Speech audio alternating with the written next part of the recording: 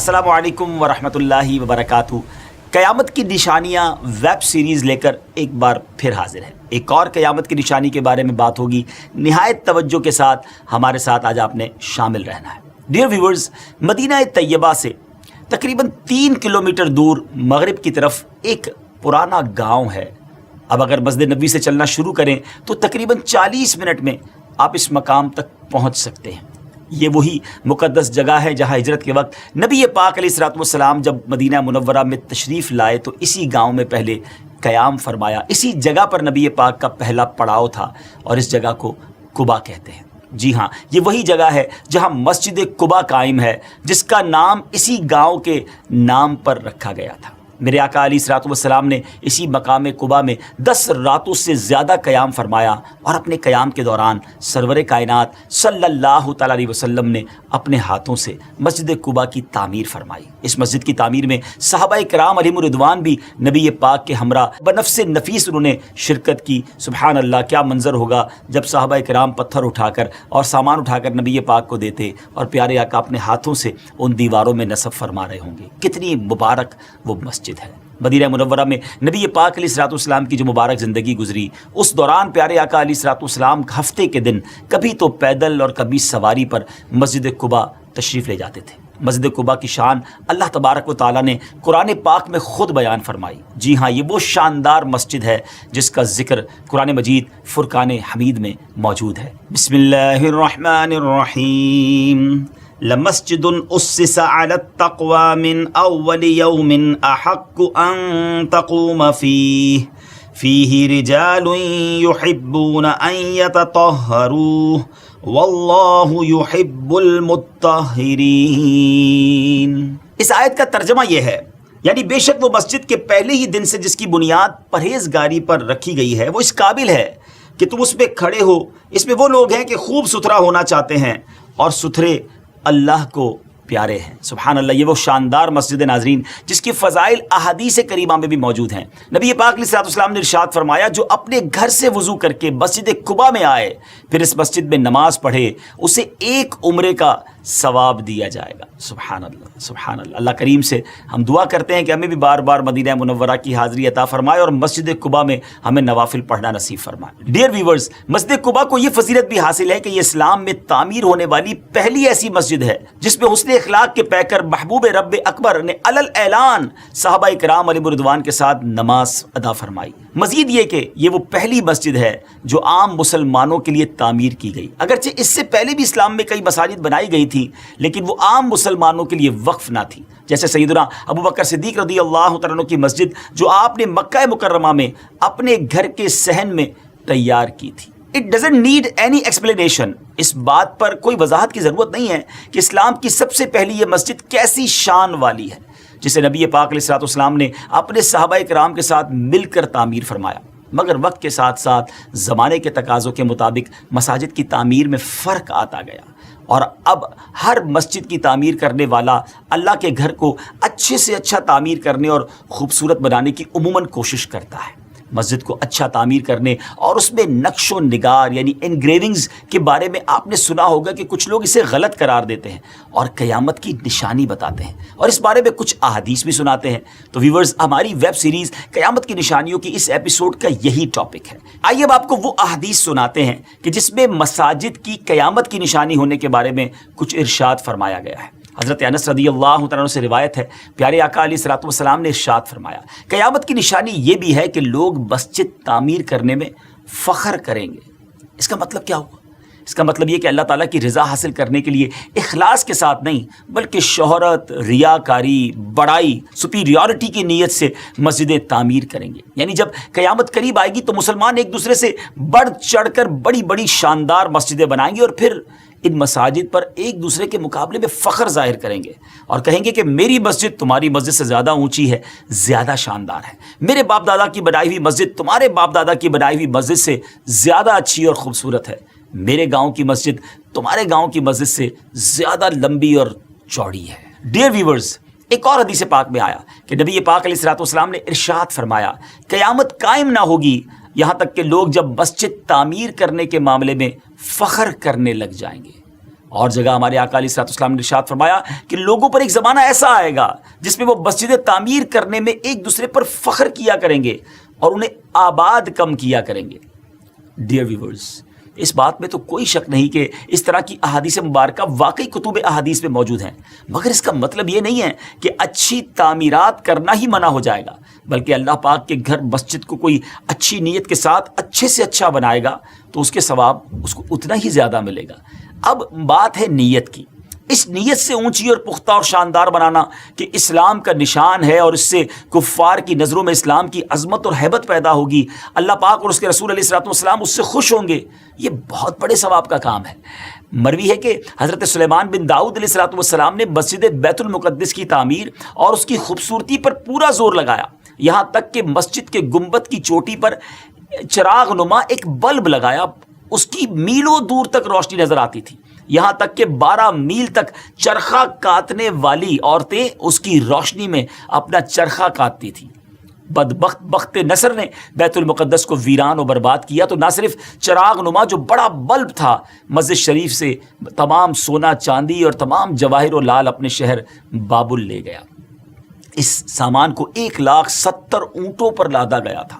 کتنا سامان ہوگا بیت المقدس میں جس کو لے جانے کے لیے کم و بیش 1,00,000 کے قریب اونٹ استعمال کیے گئے، 1,100,000 کیملز جس کو لے کر جا رہے ہیں۔ امام عبداللہ بن احمد نصفی رحمۃ اللہ تعالی فرماتے ہیں بعض مفسرین کا قول یہ ہے کہ جو مسجد فخر و ریا اور نمود و نمائش یعنی شو آف کے لیے یا رضائے الہی کے بجائے کسی اور نیت سے کی جائے یا معاذ اللہ حرام مال سے بنائی گئی ہو، وہ بھی مسجد درار کی طرح ہے، یعنی وہ مسجد ہے جس کو نبی پاک نے ڈھا دینے کا حکم دیا تھا۔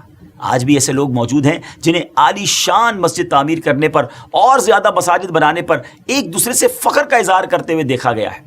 ان کے دلوں کا حال تو اللہ ہی جانتا ہے، خود انہیں اپنے دلوں کا حال اچھی طرح معلوم ہونا چاہیے۔ اگر انہوں نے اللہ تعالیٰ کی رضا حاصل کرنے اور اس کی عبادت کرنے میں مسلمانوں کو سہولت پہنچانے کی نیت سے عالی شان سپلینڈڈ بیوٹیفل خوبصورت مسجد بنائی ہے تو ان کا یہ عمل لائق تحسین ہے اور اجر و ثواب کا انشاءاللہ باعث ہوگا۔ اور اگر ان کی نیت یہ نہیں ہے بلکہ خوبصورت مساجد سے بھی معاذ اللہ ریاکاری، شو آف، پراؤڈ، فخر، بڑائی کا اظہار مقصود تھا اور زبان سے لوگوں کے سامنے یہ کہتے ہیں کہ ہم نے اللہ کی رضا کے لیے کیا ہے، تو انہیں چاہیے کہ جو حدیثیں سنی ابھی ہم نے ان سے وہ نصیحت حاصل کرنے کی کوشش کریں، اپنی نیت کی اصلاح کریں۔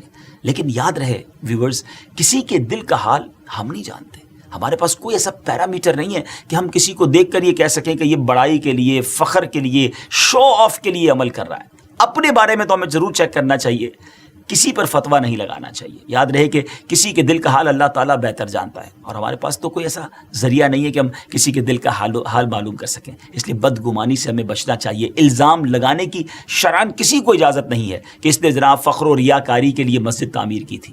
اس حوالے سے ایک روایت ایک اور سناتا ہوں۔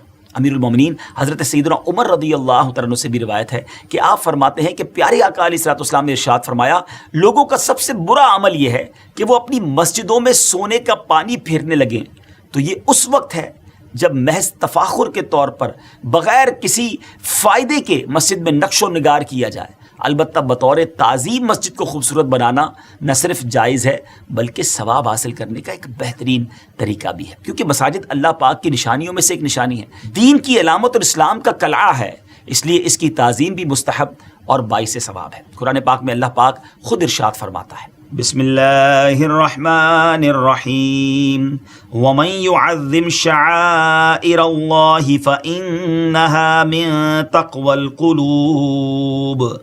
ترجمہ یعنی جو اللہ کی نشانیوں کی تعظیم کرے تو وہ دلوں کی پرہیزگاری سے ہے۔ سبحان اللہ، یہ دلوں کی پرہیزگاری فرمائی اللہ کی نشانیوں کی رسپیکٹ تعظیم کرنے والوں کے لیے۔ آگے اللہ فرماتا ہے ایک اور جگہ قرآن پاک میں وَمَن يُعَظِّمْ حُرُمَاتِ اللَّهِ فَهُوَ خَيْرٌ لَهُ عِندَ رَبِّهِ، یعنی جو آداب کی چیزوں کی تعظیم کرے تو اس کے لیے اس کے رب کے یہاں بہتری ہے۔ سبحان اللہ، سبحان اللہ۔ تو ڈیئر ویورز، ہمیں پتہ چلا کہ قرآن بھی اللہ کی نشانیوں کا ادب کرنے، تعظیم کرنے والوں کو گویا انعام عطا فرما رہا ہے، اجر کا اعلان کر رہا ہے۔ سبحان اللہ۔ اس ساری گفتگو کا خلاصہ سمری یہ ہے کہ مسجدوں میں تزئین و آرائش، ڈیکوریشن اگر اچھی نیت سے کی جائے تو جائز ہے، مستحب ہے، ثواب کا باعث ہوگی، اور اگر نیت خدا نخواستہ خراب ہوگی تو گناہ ملے گا. لیکن یہ وقت کا تقاضا یہ ہے کہ اچھی نیتوں کے ساتھ مسجدیں بھی اچھی اور عمدہ بنائی جائیں، ان میں ایسے نقش و نگار کیے جائیں جو نمازی کو نماز کے دوران الجھن میں نہ ڈالے، اتنا زیادہ بھی نہ ہو کہ بندہ نماز پہ کم توجہ دے، ان چیزوں میں کھو جائے. اور اس بات کی دلیل علامہ بیضاوی کی اس بات سے بھی ملتی ہے کہ آپ فرماتے ہیں مسجد کا پختہ فرش اور نقش و نگار اور زینت امور مسجد کی آباد کاری میں شامل ہیں کہ مسجد نبوی میں فرش سب سے پہلے جناب سیدنا عمر بن خطاب رضی اللہ تعالیٰ عنہ نے بچھایا، اور اس سے پہلے نبی پاک علیہ الصلوۃ والسلام کے زمانہ اقدس میں مسجد نبوی میں پتھر بچھے ہوئے تھے. اور پتھر بچھانے کا کام اس طرح شروع ہوا کہ ایک رات بارش کی وجہ سے مسجد نبوی شریف کی زمین گیلی ہو گئی. پھر جو شخص مسجد میں آتا اپنے ساتھ جھولی میں پتھر لاتا اور نیچے بچھا کر اس پر نماز پڑھتا تھا تاکہ کیچڑ سے بچے. نبی پاک علیہ الصلوۃ والسلام نماز سے فارغ ہوئے تو فرمایا یہ کیا عمدہ بچھانا ہے، اور حکم دیا کہ تمام مسجد میں پتھر بچھائے جائیں. یاد رہے کہ اس سے پہلے پتھر نہیں بچھائے گئے تھے. پھر حضرت عمر رضی اللہ تعالیٰ عنہ نے مسجد نبوی میں پہلی بار پکا فرش بنا دیا. لیکن سب چیزوں کے ساتھ ساتھ یہ بھی بات دھیان میں رکھنی ہے کہ مسجدیں بنانے سے زیادہ اہم مسجدیں بھرنا ہے. کہیں ایسا نہ ہو کہ مسجد تو بہت عمدہ بن جائے، خوبصورت بن جائے، مگر نماز کے وقت بھی خالی خالی محسوس ہو. شاعر مشرق کہتے ہیں نا، مسجد تو بنا لی شب بھر میں ایمان کی حرارت والوں نے، من اپنا پرانا پاپی ہے برسوں میں نمازی بن نہ سکا. تو اللہ کرے ہم مسجدیں بھی بنائیں اچھی نیتوں کے ساتھ اور پھر اس کی آباد کاری بھی کریں. نمازی بھی تو ہونے چاہیے نا. سبحان اللہ. ایک رسپانسبل مسلمان ہونے کا مظاہرہ کیجیے اور نماز با جماعت مسجد میں پڑھنے کی عادت بنائیں. پیارے آقا علیہ الصلوۃ والسلام نے فرمایا مرد کا جماعت کے ساتھ نماز ادا کرنا اس کے اپنے گھر اور بازار میں نماز ادا کرنے سے 25 درجے افضل ہے. اور اس کی وجہ یہ ہے کہ جب وہ اچھے طریقے سے وضو کرتا ہے پھر مسجد کی طرف نکلتا ہے اور اس کی نیت صرف نماز کی ہوتی ہے تو اس کے ہر قدم پر اللہ تعالیٰ اس کا ایک ایک درجہ بلند فرماتا ہے اور اس کی ایک خطا کو معاف فرما دیتا ہے. جب وہ نماز پڑھ لیتا ہے تو جب تک اپنی جگہ پر بیٹھا رہتا ہے فرشتے اس کے لیے دعائے مغفرت کرتے رہتے ہیں اور کہتے ہیں اے اللہ عز و جل اس کی مغفرت فرما، اے اللہ عز و جل اس پر رحم فرما. اور جب تک ہم میں سے کوئی نماز کے انتظار میں ہوتا ہے نماز ہی میں ہوتا ہے. ایک اور روایت میں ہے کہ جب تک وہ کسی کو ایذا نہ پہنچائے یا کوئی بات نہ کرے تو فرشتے عرض کرتے رہتے ہیں اے اللہ عز و جل تو اس کی مغفرت فرما، اے اللہ عز و جل اس کی توبہ قبول فرما. ناظرین، اللہ پاک سے دعا ہے کہ ہمیں مساجد سے محبت نصیب فرمائے اور ہر نماز با جماعت مسجد میں پہلی صف میں ادا کرنے کی توفیق عطا فرمائے. یہاں میں ایک اور بات بھی عرض کرتا چلوں. علماء کہتے ہیں جب کسی کا ایمان چیک کرنا ہو، کسی کے ایمان کی طاقت کو چیک کرنا چاہتے ہو تو یہ دیکھو کہ اس کا تعلق مسجد سے کیسا ہے، مسجد میں کتنا جاتا ہے. دوسرا فرمایا بڑی پیاری بات لکھی کتابوں میں کہ مومن کی مثال ایسی ہے جب وہ مسجد میں ہوتا ہے نا جیسے فش ان دا واٹر. مچھلی پانی میں ہوتی ہے تو کتنی پرسکون ہوتی ہے، ریلیکس ہوتی ہے. اپنے بارے میں ذرا چیک کیجئے نا، ہم جب مسجد میں جاتے ہیں ہم اپنے آپ کو ایسا فیل کرتے ہیں کہ fish in the water. Unfortunately کئی لوگ ایسے بھی دکھتے ہیں کہ ایسا لگتا ہے مسجد میں تو آئے ہیں مگر مچھلی پانی کے باہر ہے، fish out of the water ہے، بے چین ہیں، بے کل ہیں، بار بار گھڑی دیکھ رہے ہیں، جلدی نکلنا ہے، بس سلام امام صاحب نے پھیرا اور بھاگنا ہے، سب سے آخر میں آنا ہے. اگر کبھی 1-2 منٹ نماز لیٹ ہو جائے تو امام صاحب سے الجھ پڑتے ہیں کہ حضرت آپ نے 2 منٹ لیٹ کر دی، آج آپ نے لمبی دعا کروا دی. ذرا سوچئے نا اللہ کے گھر میں اتنی بے چینی کیوں ہے؟ اگر 2-4 منٹ زیادہ بیٹھنے کو مل گیا ہے تھوڑی سی دیر بیٹھا کرے نا. دنیا میں کوئی بہت بڑا آدمی ہمیں اپنے گھر بلائے اور زیادہ دیر بٹھائے تو اچھا لگتا ہے نا کہ یار بلایا بھی اور گھر میں بہت ٹائم دیا مجھے. اللہ کے گھر میں ٹائم نہیں گزارنا. چیک کیجئے اپنے دل کو. جس کا دل مسجد میں نہیں لگتا نا، جس کو بے چینی شروع ہو جاتی ہے مسجد میں جا کر، please try to check your heart. کہیں دل میں ایسی پرابلم تو نہیں ہو گئی کہ میں اللہ کے گھر میں جا کر ہی بے چین ہو جاتا ہوں. اللہ مجھے اور آپ کو مسجدوں سے پیار عطا فرمائے. ایک اور آخری بات، جو لوگ کہتے ہیں نا میں نماز پڑھنے مسجد میں نہیں جاتا، یاد رکھیے جناب آپ نہیں جاتے، آپ کو بلایا نہیں جاتا. مسجد تو اللہ کا گھر ہے نا. اللہ کے گھر میں وہی جا سکتا ہے جس کو رب بلاتا ہے. اگر آپ نہیں جاتے نا مسجد میں تو توبہ بھی کریں ساتھ اللہ سے کہ اللہ میں اتنا گناہ گار ہو گیا کہ اب تیرے گھر کا مہمان بھی نہیں بن سکتا. تو یاد رکھیے مسجد سے دوری اچھی نہیں ہے. جب وہ کریم کا گھر ہے، آپ کے گھر میں جب کوئی مہمان آتا ہے تو آپ کی کیا فیلنگز ہوتی ہیں؟ ہم اپنے مہمان کو خوش کر کے بھیجنا چاہتے ہیں نا. Everybody try to respect his guest and try to, اس کی ہم خدمت کرنا چاہتے ہیں کہ وہ خوش ہو کر جائے، وہ ہیپی ہو کر جائے. جب اللہ کے گھر میں جائیں گے تو اللہ خوش کر کے نہیں بھیجے گا، ہماری جھولیاں بھر کے نہیں بھیجے گا. تو مسجد جایا کریں، بیٹھا کریں، ریلیکس وہاں جا کر رہیں اور خوب عبادت کریں. اللہ کرے دل میں اتر جائے میری بات. اگلے پروگرام میں ایک اور قیامت کی نشانی لے کر حاضر ہوں گے. دعاؤں میں یاد رکھیے گا. السلام علیکم ورحمۃ اللہ